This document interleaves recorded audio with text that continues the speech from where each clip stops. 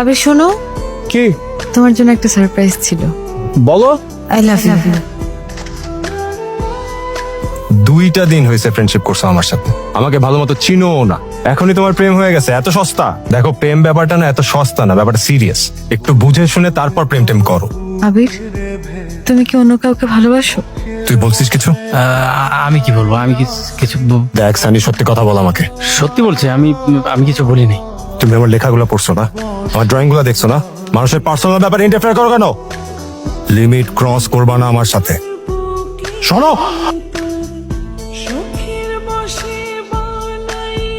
কাজটা তুই ঠিক করিস নাই। একটা মানুষকে প্রপোজ করা তো খারাপের কিছু না ভাই, তাই বলে সবার সামনে তুই অপমান করবি ওরে, পুরো ক্যাম্পাসের সামনে। এটা তো একটু ঠান্ডা হলে কিছু বলা যাইতো নাকি? সানি ইনভলভ হইস না। আচ্ছা আমি মানতাম, আমি সবকিছু মানতাম যদি আমি বুঝতাম যে একটা মানুষ আছে, ঘুঙুর না ভুঙুর, তার কোনো অস্তিত্বই নাই। দেখ কতজনের সাথে ঘুরতেছে গিয়ে, আর তার জন্য তুই তোর জীবন নষ্ট করতেছিস। ফালতু একটা মেয়া। সব ব্যাপারে ইনভলভ হবি না সানি, ওই রাইট তোরে আমি দিই নাই। এটা আমার পার্সোনাল ব্যাপার সানি, তোরে কোনোদিন আমি কোনো কিছুতে কিছু বলি না, কিন্তু এই ব্যাপারে ইনভলভ হবি না সানি, মাথায় খেয়াল রাখিস ব্যাপারটা।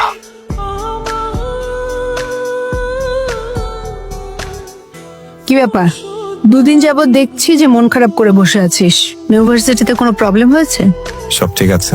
সব ঠিক আছে বললেই হলো? সব ঠিক আছে, আমি দেখতে পাচ্ছি তুই মুড অফ হয়ে বসে আছিস।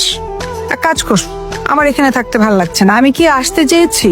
আমাকে গ্রামে পাঠিয়ে দে। তুই না থাকলে আমার কি ভালো লাগে? বাসার মধ্যে এরকম একটা খালি বাসায় একদমই ভালো লাগে না। আমাকে পাঠিয়ে দে গ্রামে। মা, তোমাকে একটা কথা জিজ্ঞেস করি। কি? মা ধরো আমি মানে মানে সানি সানি অনেক বছর আগে থেকে কাউকে খুব ভালোবাসে, কিন্তু ওই ভালোবাসার মানুষটা এখন ওর জীবনে নেই, আরো বহু বছর আগে হারিয়ে গেছে। ওই মানুষটার অ্যাবসেন্সে, ওই মানুষটা ওর জীবনে না থাকা অবস্থায় বর্তমানে যদি নতুন কেউ ওকে ভালোবাসতে চায়, তাহলে সানি কি করবে?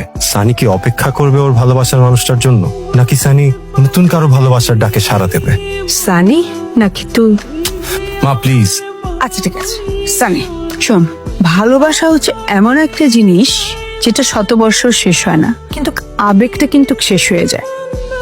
তাহলে এখন তুই খুঁজে দেখ না, মানে সানি খুঁজে দেখুক যে কোনটা আবেগ আর কোনটা ভালোবাসা, তাহলে উত্তর পেয়ে যাবে।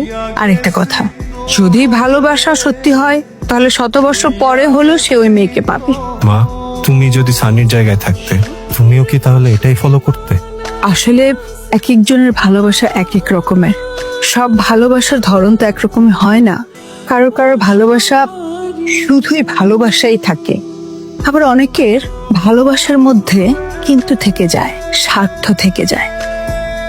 যদি সানির ভালোবাসা সত্যিই হয় তাহলে অবশ্যই ওই মেয়েকে পাবে, 100 বছর পরে হলো, শত বছর পরে হলেও পাবে।